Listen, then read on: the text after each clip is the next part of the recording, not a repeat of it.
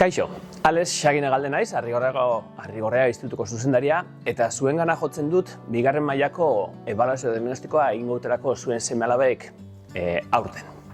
Ebaluazio diagnostikoa Eusko Jaurlaritzak 2 urtean behin plantatzen duen kanpo proba bada eta izaera hezigarria eta konpetentziala dauka. Helburua ikasleen irakaskuntza prozesua aztertzea eta indarguneak eta ahuleziak detektatu eta hobekuntza plan bat egitea da. Horregatik, martxoan egingo dugun proba horretarako zuen seme-alaben parte hartze guztia eskatzen dugu eta zuek etxetik honi buruz hitz egitea eskatzen dizuegu. Aurtengo ebaluazio diagnostikoan 3 konpetentzia landuko ditugu, konpetentzia matematikoa, euskera konpetentzia eta gaztera konpetentzia, baina zuen seme-alabek bakarrik 2 egingo dituzte.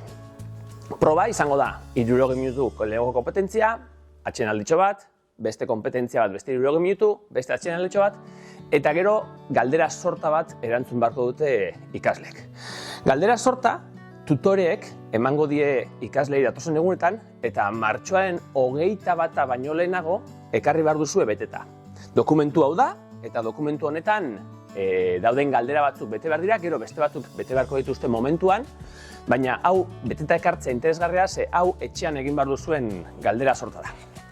Behin proba bukatutakoan, emaitzak abendu inguruan heltzen dira, eta emaitza horiek helaraziko dizkizuegu familia bakoitzari, ikasle bakoitzaren emaitza, beraz, probaren garrantzia hori da, ikasleak zenbat dakien jakiteko balio duen proba bada.